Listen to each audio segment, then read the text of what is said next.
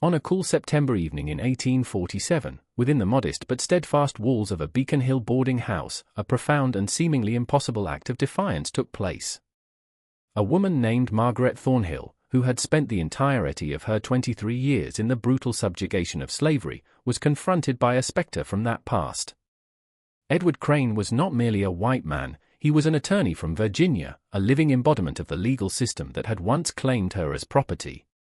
When he fixed his gaze upon her and issued a direct command to produce the papers that proved her freedom, every ingrained instinct for survival screamed at her to obey. For her entire life, her safety had depended on submission, on making herself small and compliant in the face of white authority. But on this night, something within her shifted.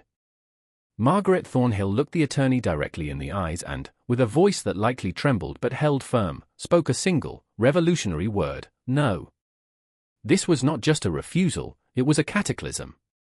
That one syllable, a word she had never before dared to speak to a man in a position of power, would rip through the fragile piece of her new life.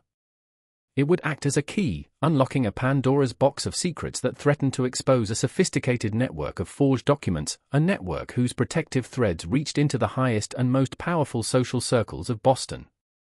Her defiance would set in motion events that would lead to the dramatic arrest of a wealthy merchant, a man who had bankrolled her very chance at liberty, and force her to confront a terrifying and paradoxical question: in asserting her freedom so boldly, was she in fact risking its very existence? Was the price of keeping her hard-won liberty in the North the silence and submission she had left behind in the South? To truly grasp the monumental courage required for that single word, we must journey back to the world that forged Margaret's spirit and taught her the cost of resistance. Her story does not begin in the relative safety of Boston, but 300 miles to the south, on the decaying Hartwick plantation in Virginia, a place she spent years trying to forget.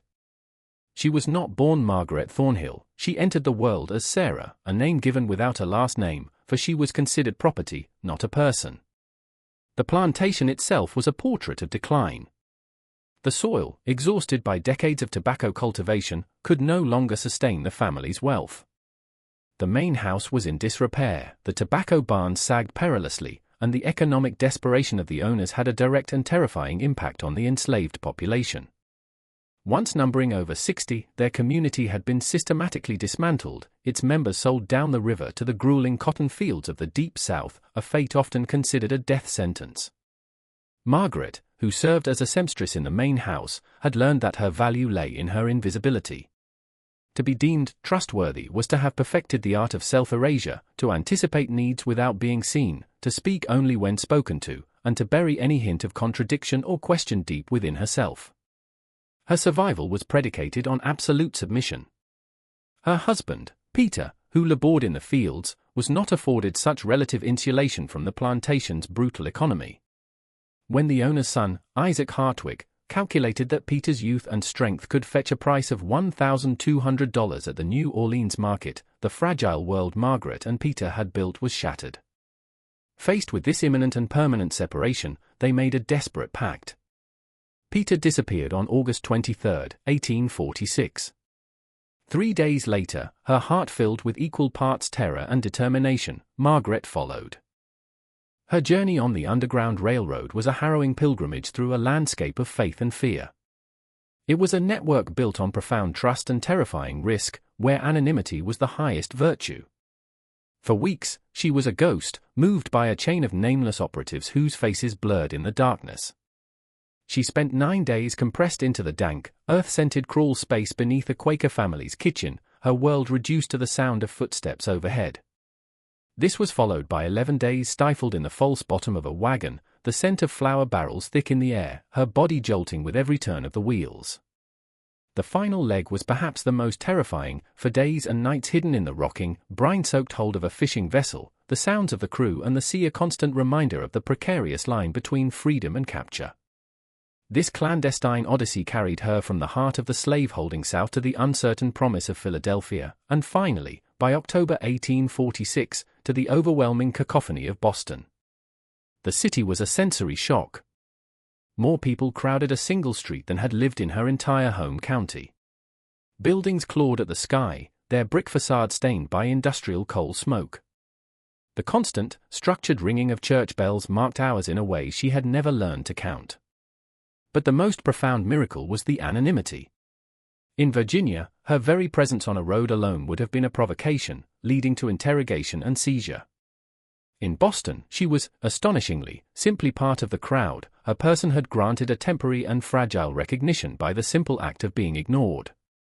She found true sanctuary at Mrs. Abigail Fletcher's boarding house on the north slope of Beacon Hill. Mrs. Fletcher, a widow in her 60s whose resolve was as strong as the brick of her home, had dedicated her life and her property to being a refuge for escaped slaves. The house itself, a narrow, three-story structure with a crooked chimney and windows that chattered in the wind, was a fortress of hope. Margaret was given a small room in the attic, a mattress stuffed with straw, and the profound dignity of a trunk for her meager possessions. Through Mrs. Fletcher's connections, she found work as a seamstress in the boarding house's ground-floor tailoring shop, her skilled fingers, once used to mend the threadbare clothing of the Hartwicks, now earning her a wage. At 8 cents an hour, it was a pittance, but it was her own, more money than she had ever held, a tangible token of her new agency. The other residents became her new family, a patchwork of survivors bound by shared trauma and hope. There was Solomon, a man in his 50s who had escaped from Maryland and now found grueling work at the docks. There was Ruth, a girl of 16 whose back bore silent, terrible scars from South Carolina. There was Daniel and Esther, a couple living in a state of perpetual anxiety, their terror for their 2 young children a constant shadow. Guiding them all was Reverend Joshua Hayes, a free black man whose church was not just a place of worship but a bulwark against the pervasive fear.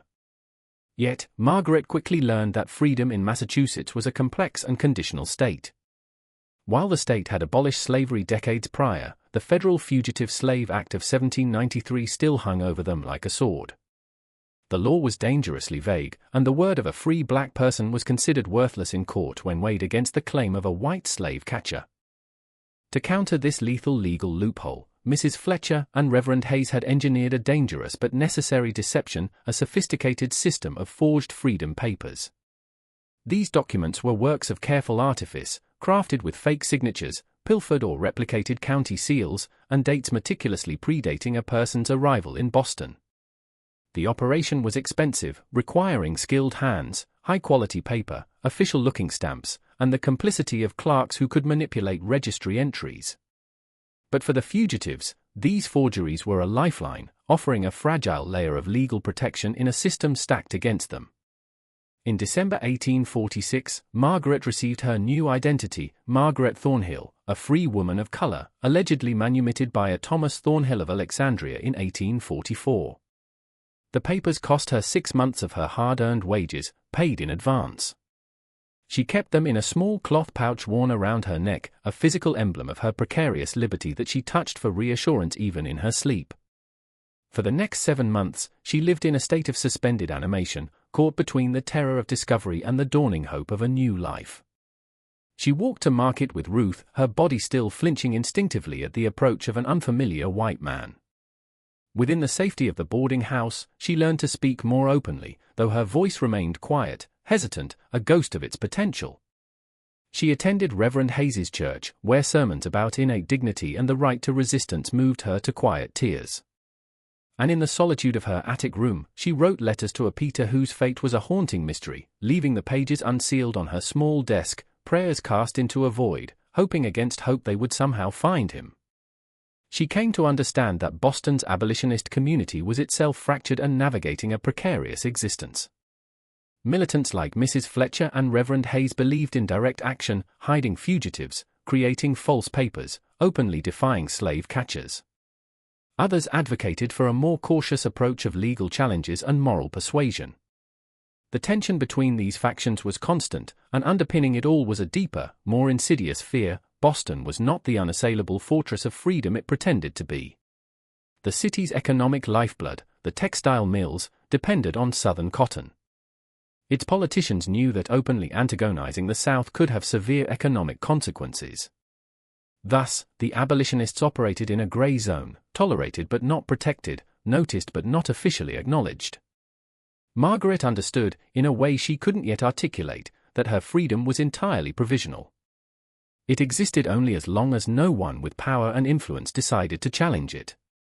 That challenge materialized in the spring of 1847 as a ripple of anxiety, a current of whispers that began to circulate through the city's sympathetic circles. Mrs. Fletcher grew visibly nervous. She had heard rumors from other safe houses, received veiled warnings from friendly clerks at the courthouse. A lawyer from Virginia was in Boston, making discreet but persistent inquiries.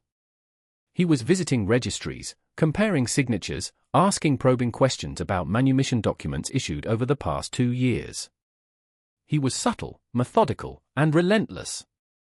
His name was Edward Crane. Mrs. Fletcher called a secret meeting in the late May evening. With the parlor curtains drawn tightly against the night, Solomon, Ruth, Daniel, Esther, Margaret, and Reverend Hayes gathered around her. Mrs. Fletcher stood by the cold fireplace, her hands twisted together, her normally steady voice tight with a worry they had never heard before. "There's a man," she said. "From Richmond. He's not here to seize people in the street. He's building a case, documenting discrepancies. He's claiming our papers are forgeries." She paused, the weight of her next words filling the silent room. "It's almost as if he's not after individuals. I think he's after the network itself. Someone wants to shut down our entire operation." The implication was catastrophic. If Crane succeeded, every set of papers they had created would be invalidated. Every person they had helped would be exposed, their identities stripped away, their legal status reversed. Dozens of men, women, and children would be seized and dragged back into the hell they had escaped. As the reality of the threat settled over the room, Margaret felt her chest constrict. Her hand moved instinctively to the pouch around her neck, her fingers tracing the outline of the folded papers through the thin cloth. In that moment, the document did not feel like a shield, but like a brand, a piece of evidence that could undo her. If Edward Crane proved those papers false, Margaret Thornhill would cease to exist. She would be Sarah again, property, not a person, a fugitive to be captured and punished, subject to seizure and returned to a life she had dared to flee.